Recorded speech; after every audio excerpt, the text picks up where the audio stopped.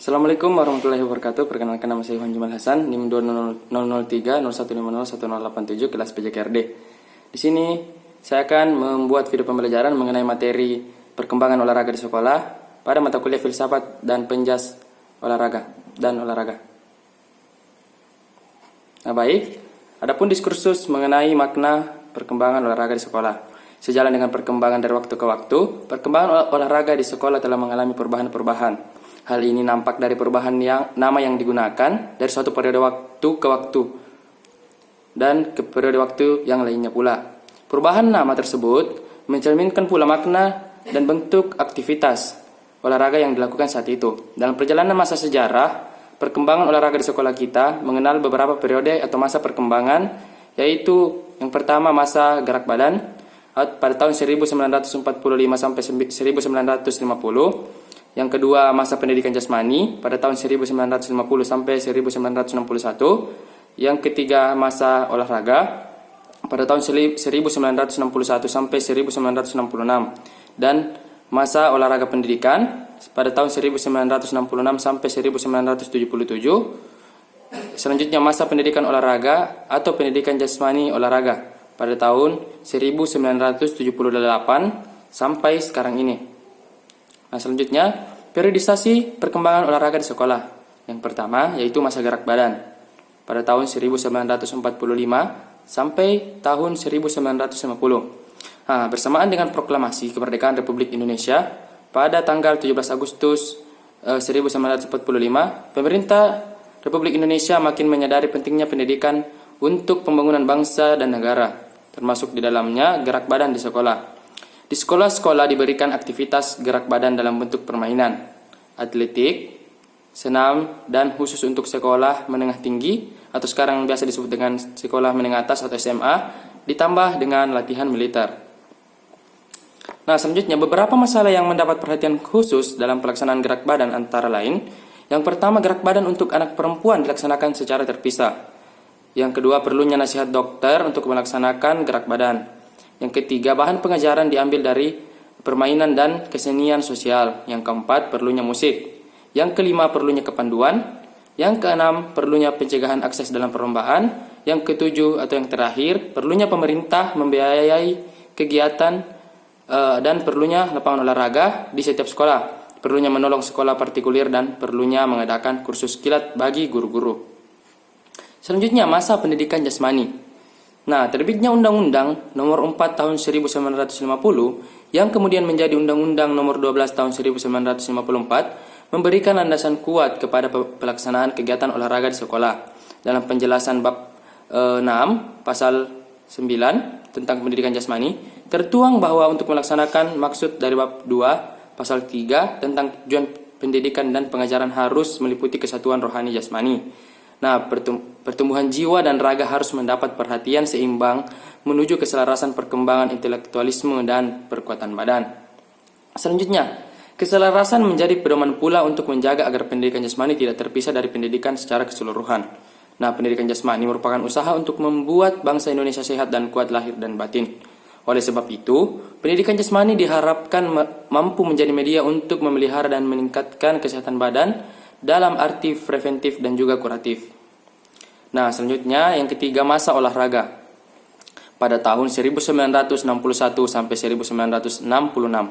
Dipercayanya Jakarta sebagai tuan rumah Asian Games keempat menuai perubahan struktural Departemen Pendidikan dan Kebudayaan.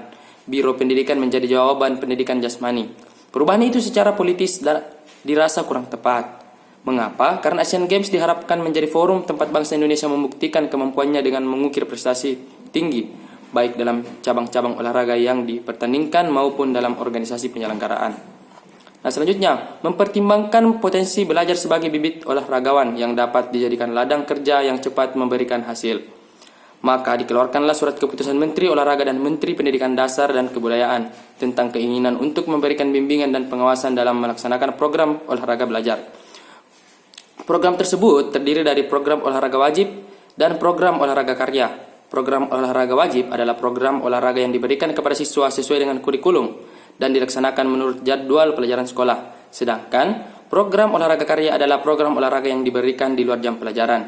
yaitu memberikan kesempatan kepada siswa yang berbakat untuk mengembangkan bakatnya. Selanjutnya masa olahraga pendidikan pada tahun 1966 sampai 1977. Pada masa olahraga pendidikan, pengelolaan olahraga berada di bawah Departemen Pendidikan dan Kebudayaan. Mula-mula, penanggung jawabnya adalah Direktur Jenderal Olahraga, kemudian beralih kepada Direktur Jenderal Pemuda dan Olahraga. Beberapa direktorat yang ada di bawah naungannya adalah Direktorat Olahraga Pendidikan, Direktorat Keolahragaan, dan Direktorat Pendidikan dan Penataran berada di bawahnya. Pada masa ini, program olahraga wajib di sekolah berjalan terus. Walaupun ada kewajiban baru yaitu bergabung dengan kesehatan, demikian juga dengan olahraga karya. Adapun POPSI yang mulai aktif pada tahun 1966 bertambah maju dan pada tahun 1970 berhasil menggelar kejuaraan nasional POPSI dalam cabang olahraga atletik dan sepak bola. Pertandingan sepak bola kemudian hanya sampai tingkat provinsi saja karena kesulitan biaya. Selanjutnya POPSI berstatus pula sebagai anggota KONI sehingga memungkinkan kerjasama yang erat dengan induk organisasi cabang olahraga yang bersangkutan. Sedikit demi sedikit prestasi meningkat. Demikian pula jumlah pesertanya. Pada tahun 1977 telah diselenggarakan kejuaraan nasional POPSI untuk cabang olahraga atletik, renang, tenis meja, bola basket, dan akan ditambah dengan bola voli dan senam. Untuk kejuaraan POPSI ini sendiri, pada tingkat provinsi Direktorat Jenderal Pendidikan di luar sekolah dan olahraga hanya menyediakan piala saja, sedangkan pembiayaannya ditanggung sepenuhnya oleh Kantor Departemen Pendidikan dan Kebudayaan bersama pemerintah daerah. Jelas bahwa kepala kantor wilayah sangat menentukan tingkat luas kegiatan POPSI di suatu provinsi, serta pelaksanaan olahraga wajib sesuai dengan kurikulum 1975. Dengan adanya Direktorat Jenderal Pendidikan luar sekolah, pemuda dan olahraga, dalam struktur baru Departemen P dan K yang digusur tidak hanya SMOA, tetapi juga STO yang sebelumnya berada di bawah pengelolaan Direktorat Pendidikan dan Penataran. Titik proses pemindahan STO ke Direktorat Jenderal Pendidikan Tinggi memakan waktu lebih lama karena permasalahannya yang lebih rumit. Pada bulan Mei 1976, STO diintegrasikan ke dalam IKIP yang menjadi Fakultas Keguruan dan Ilmu Keolahragaan. Titik ini berlaku bagi kota-kota yang ada IKIP-nya. STO Banjarmasin dan Solo diintegrasikan ke universitas setempat. Selanjutnya masa pendidikan olahraga dan penjaskes pada tahun 1978 sampai sekarang. Nah, dalam perjalanannya dari tahun 1978 sampai dengan tahun 1995, nama olahraga di sekolah mengalami berbagai perubahan titik. Walaupun demikian, pelaksanaan olahraga di sekolah tetap ditekankan pada aspek pendidikan titik. Artinya, kegiatan pendidikan yang dilaksanakan melalui kegiatan jasmani yang disebut dengan olahraga. Perubahan nama tersebut berturut-turut adalah pendidikan olahraga, olahraga kesehatan, pendidikan olahraga dan kesehatan, dan terakhir sebagaimana tercantum dalam kurikulum pendidikan dasar pada tahun 1993 dan kurikulum menengah umum pada tahun 1955 adalah pendidikan jasmani dan kesehatan. Titik adanya perubahan demikian dapat diartikan adanya dinamika yang tinggi dalam konsep penyalin olahraga di sekolah. Akan tetapi, dari sisi lain dapat diartikan sebagai kurang mantapnya konsep penyajian di sekolah. Adapun urgensi penjaskes. Pendidikan jasmani dan kesehatan yang diberikan di sekolah memiliki peran yang sangat sentral dalam pembentukan manusia seutuhnya. Pendidikan jasmani tidak hanya berdampak positif pada pertumbuhan fisik anak, melainkan juga perkembangan mental, intelektual, emosional, dan sosial. Diberikannya penjaskes sebagai rangkaian isi kurikulum sekolah bukanlah tanpa alasan, karena kurikulum yang merupakan seperangkat pengetahuan dan keterampilan merupakan upaya sistematis untuk membekali siswa atau peserta didik untuk mencapai tujuan tertentu. Dalam hal ini adalah menjadi manusia yang lengkap dan utuh. Tidak ada pendidikan yang lengkap tanpa pendidikan jasmani, dan tidak ada pendidikan jasmani tanpa media gerak. Titik ini karena gerak sebagai aktivitas jasmani merupakan dasar alami bagi manusia untuk belajar mengenal dunia dan dirinya sendiri. Sayangnya, peran sentral dalam makna pentingnya pendidikan jasmani masih berkutat pada tataran konsep dan retorika, belum diimbangi dengan kenyataan praktis di lapangan. Banyak faktor pendidikan menyatakan bahwa pendidikan jasmani penting diberikan kepada anak, tetapi dalam kenyataannya, jam pelajarannya terus dipinggirkan. Misi pokok pendidikan jasmani seringkali belum dapat dipahami oleh banyak orang, sekalipun itu pendidik.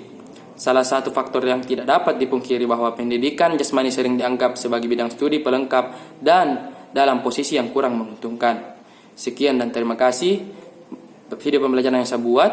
Lebih dan kurangnya mohon dimaafkan, dan saya tutup dengan ucapan wabillahi taufiq wal hidayah. Wassalamualaikum warahmatullahi wabarakatuh. Salam olahraga.